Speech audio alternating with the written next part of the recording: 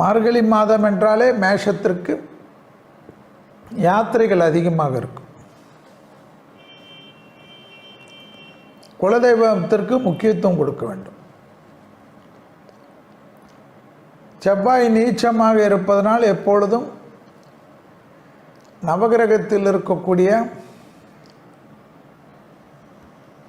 செவ்வாய்க்கு விளக்கேற்றுவது விசேஷம். மார்கழி அற்புதமான அமைப்பு ஏற்படும். தொழிலில் இருந்த இடை பிரச்சனைகள் தீரும். நிறைய வேலை பளு காணப்படும். நிறைய டிராவல் காணப்படும்.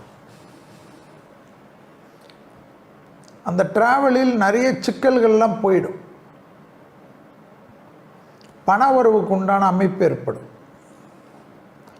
பிஸியாக இருக்கக்கூடிய மாதம் மார்கழி மாதம் மேஷத்திற்கு. தேகாரிக்கும் ஆஷூஷல் தான், வயிறு தான், சுகர் கொஞ்சம் பார்த்துக்கணும்.